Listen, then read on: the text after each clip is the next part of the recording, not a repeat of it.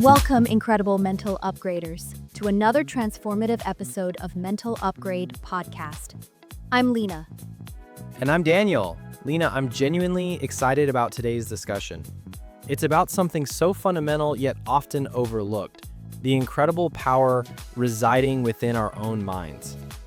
It absolutely is, Daniel. We talk so much about external factors, goals, and habits, but at the core of it all, everything starts with how we think.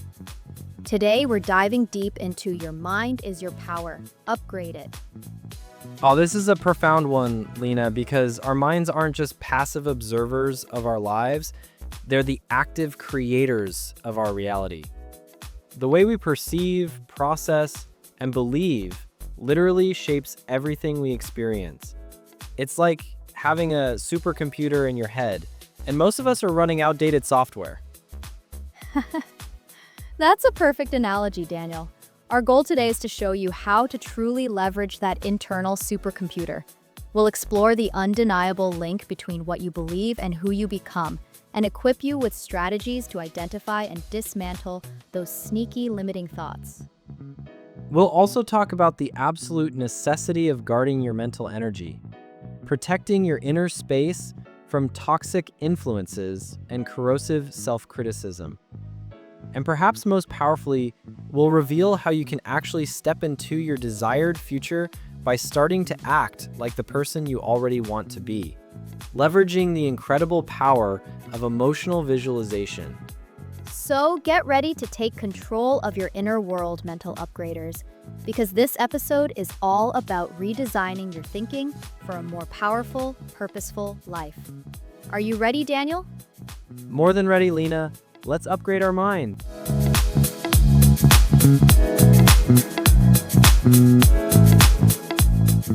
Lina, let's start with a statement that might sound a little cliche, but it holds a profound truth. What you believe, you become. This isn't just fluffy motivational talk. It's rooted in how our brains are wired.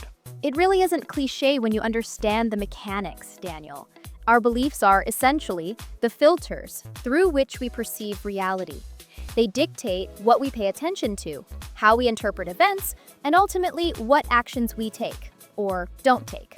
So let's unpack the power of internal beliefs. Think of your beliefs as the operating system of your mind. If you believe you're not good enough, your brain will actively seek out and amplify evidence to confirm that belief. You'll notice your mistakes more, dismiss your successes, and generally act in ways that reinforce that not good enough narrative. So if I believe I'm bad at public speaking, then every stumble, every nervous moment confirms that belief. And I'll probably avoid opportunities to speak, which then prevents me from ever getting better, cementing the belief further. It's a self-fulfilling prophecy. Precisely. Your brain is a powerful pattern-matching machine. It wants to keep you consistent with your self-image and your beliefs. If you believe you're a procrastinator, guess what? Your brain will make it incredibly easy for you to procrastinate. It's like your internal GPS is programmed to keep taking you back to the same destination. And the crazy part is, many of these beliefs aren't even consciously chosen. They're often formed in childhood from past experiences, or even from things people told us. We just adopt them as truth without ever questioning them. Absolutely. And that leads us to the crucial step, how to identify limiting thoughts. Because you can't change what you don't acknowledge. So how do we start shining a light on these sneaky beliefs that are holding us back? One powerful technique is thought journaling or thought dumping. When you feel stuck, frustrated, or like you're resisting something, grab a pen and paper and just write down every thought that comes into your head about that situation or about yourself. Don't filter, don't judge, just let it flow. So if I'm struggling to start a new project, I'd write down things like, I'm not smart enough for this. It's too hard. I'll probably fail. What if people laugh at me? Exactly. Once those thoughts are on paper, they're externalized. They lose some of their power. Then you can look at them and ask, is this thought 100% true? Is there any evidence to contradict it? Does this thought serve me? And often when you look at them objectively, You realize how illogical or irrational some of them are, or how old they are. Yes. Another technique is to pay attention to your I am statements. What do you habitually say to yourself after I'm so tired, I'm bad with names, I am always late? These are often reflections of core beliefs. Challenge them. And when you catch yourself saying something like, I am always late, you can consciously reframe it, even if it feels awkward at first. I am becoming someone who values punctuality. Perfect. Or, I have been late in the past, but I am capable of being on time. It's about creating that subtle shift. A third way is to observe your emotional reactions. Strong negative emotions, fear, anger, deep sadness, are often signals that a deeply held, perhaps unconscious, belief has been triggered. Dig deeper into what that emotion is telling you about your underlying belief. So, if I get really anxious about networking events, it might indicate a belief that I'm not interesting enough or people won't like me. Bingo! Once you identify these thoughts and beliefs, you can begin to question them. You can search for counter evidence. You can consciously choose to adopt new, empowering beliefs. It's not about magically believing something instantly, but about consciously choosing thoughts that serve you and then consistently acting in alignment with those new beliefs. And the more you act in alignment with the new empowering belief, the more evidence you gather, and the stronger that new belief becomes, gradually overriding the old limiting one. It's like updating that internal operating system, one thought at a time. Absolutely. Your mind is the most powerful tool you possess, and what you believe about yourself, about your capabilities, about the world, ultimately dictates the reality you create. So choose your beliefs wisely.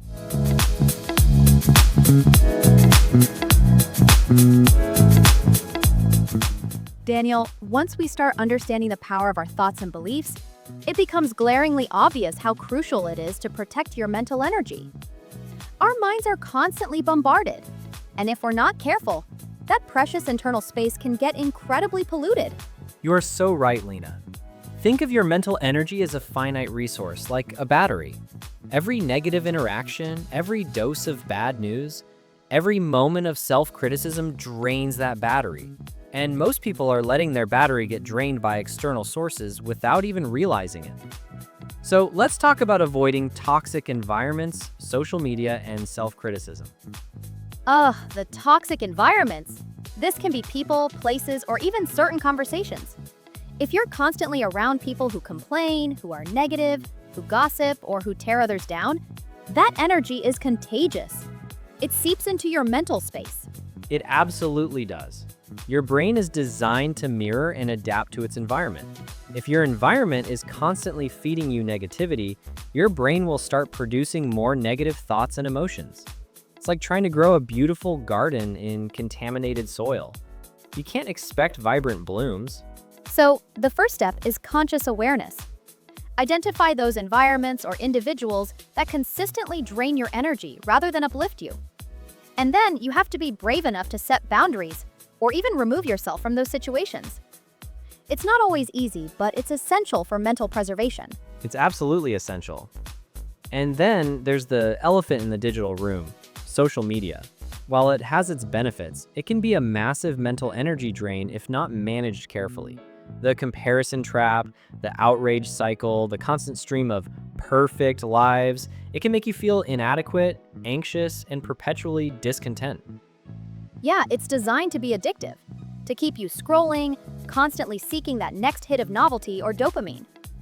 And it often leaves you feeling worse than when you started, ironically. Exactly. So protecting your mental energy means being disciplined with your social media consumption. This could be setting time limits, unfollowing accounts that don't uplift you, or taking regular digital detoxes. It's about conscious consumption, not mindless scrolling. Your mind is not a trash can for every bit of information out there. And perhaps the biggest, most insidious drain on our mental energy is self-criticism. That relentless inner voice that tells us we're not good enough, we messed up, we're a failure. That voice can be far more damaging than any external negativity. Oh, the inner critic. It's like a tiny, annoying roommate living rent-free in your head, constantly pointing out your flaws. And here's the tricky part. We often confuse self-criticism with self-improvement. We think being hard on ourselves will make us better, but usually it just paralyzes us with shame and fear. It absolutely does. It drains your confidence, squashes your creativity, and makes you reluctant to try new things because you're already anticipating the failure and the inner backlash. So, how do we protect ourselves from that? It's a practice, not a one-time fix. Firstly, become aware of the voice. When you hear it, label it. Oh, there's my inner critic again. Separating from it helps you realize it's not the absolute truth. Secondly, challenge its statements. Ask, is this 100% true? Is this helpful? What would I say to a friend in this situation? You wouldn't be as harsh with a friend, would you? Definitely not. We're often our own worst critics, so it's about shifting that internal dialogue to a more compassionate, yet firm tone. Precisely. And this all ties into the overarching idea. Carefully consider what you feed your mind. Your mind is like a garden. If you plant weeds, negative inputs, self-criticism, you'll get weeds. If you plant flowers, positive affirmations, inspiring content, supportive relationships, you'll get flowers. So it's a conscious decision every day about your mental diet. Choosing to read uplifting books instead of sensational news, listening to inspiring podcasts, like this one, instead of just background noise, spending time with people who believe in you instead of those who bring you down. Exactly. This isn't about being naive or avoiding reality. It's about being strategic. You have control over what enters your mental space. And the more you feed your mind with nourishing, empowering thoughts and information, the more resilient, creative, and peaceful your inner world becomes. It's the ultimate mental upgrade. Protect your mental energy as if it's your most precious resource, because it absolutely is.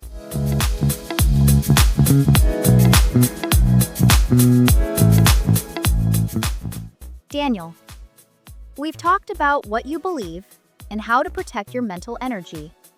Now, let's move into something incredibly powerful, something that can accelerate your transformation: the power of identity change. This isn't just about changing habits, it's about changing who you believe you are. This is where the rubber meets the road, Lina.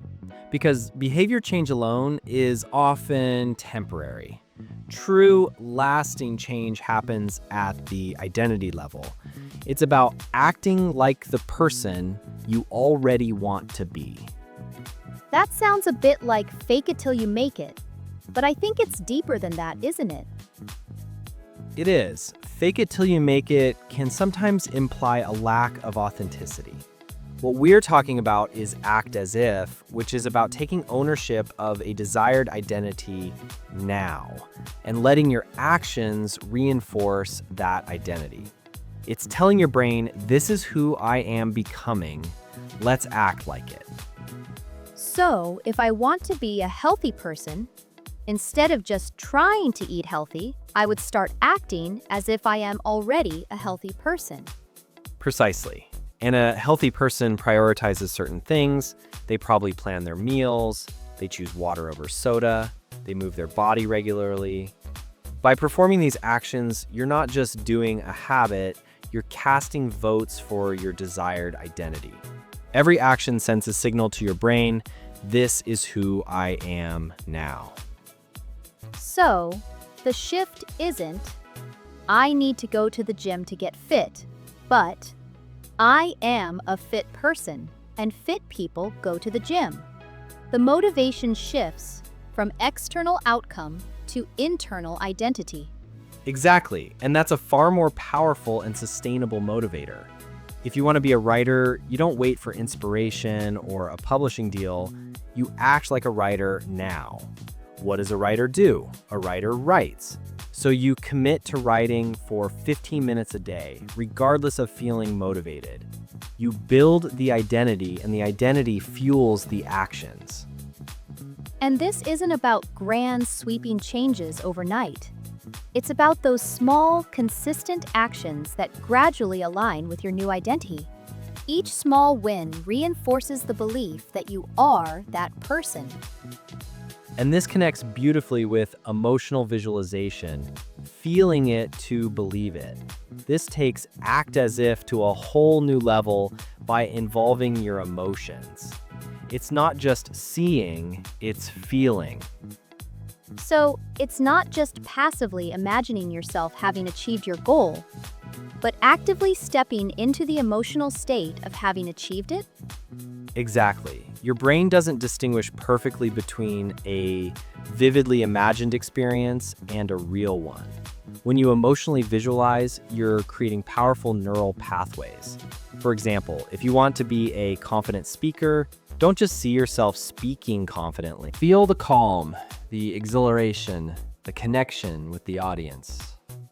So, you're trying to evoke the actual emotions you would feel if you were already that person, or if you had already achieved that goal. Yes. Get specific. What would it feel like to wake up every morning feeling energized and excited about your work? What would it feel like to have achieved financial freedom? What would it feel like to have a thriving, loving relationship? Close your eyes, breathe, and really lean into those emotions. And by feeling those emotions now, it makes that future state feel more real, more attainable, and more accessible to your brain. Precisely. It creates a powerful emotional blueprint. Your brain starts to move towards that state because it's already felt the reward. It's like giving your GPS the emotional coordinates of your destination. This isn't just wishful thinking. It's a powerful mental rehearsal that primes your brain for success. It reduces the perceived effort and increases the likelihood of taking action. So the combination of acting as if, taking those small identity-aligned actions, and emotional visualization, feeling the emotions of your desired future, creates an incredibly potent synergy for change. You're literally becoming the person you want to be from the inside out and the outside in. Absolutely. It's about stepping into the most powerful version of yourself. You don't need to wait for external validation or a perfect moment. Your mind is your power, and by upgrading your identity and embracing emotional visualization, you can truly redesign your way of thinking and step into the incredible life you were meant to live. That's truly empowering.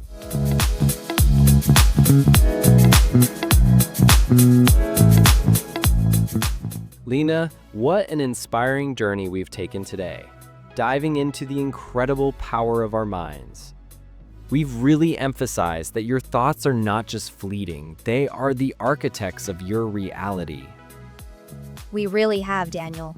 We explored the undeniable truth that what you believe, you become, breaking down how internal beliefs act as powerful filters and how to courageously identify those limiting thoughts that hold us back. We then talked about the absolute necessity of protecting your mental energy, urging listeners to create boundaries around toxic environments, mindful social media use, and that insidious inner critic. It's about carefully choosing what you feed your mind. And finally, we uncovered the transformative power of identity change, illustrating how acting like the person you already want to be, combined with the vivid experience of emotional visualization, can powerfully reshape your reality from the inside out. Remember, your mind is not just a receptor, it's a generator. It's your most powerful tool for creating the life you desire. By intentionally upgrading your beliefs, safeguarding your mental space, and embodying your desired identity, you unlock a profound level of personal power. This is about stepping into the most authentic, capable, and fulfilled version of yourself. It's not about waiting for permission. It's about taking ownership of your mental landscape, starting today. We are so passionate about helping you tap into this profound potential within yourself. And your engagement truly makes this podcast community special. So, if today's conversation resonated deeply with you, if you feel ready to truly upgrade your mind and unlock your inherent power, please do us a huge favor. Hit that like button right now. It helps us understand what content truly empowers you, and it helps more people discover our message. And if you haven't already, please subscribe to the Mental Upgrade Podcast channel so you never miss an episode. We have so much more planned to help you on your journey. And please, share this episode with anyone you know who might be struggling with limiting beliefs or who needs a powerful reminder that their mind is their ultimate superpower.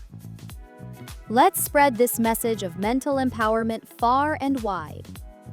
We also absolutely love hearing from you. In the comments below, tell us what's one limiting belief you're ready to challenge today?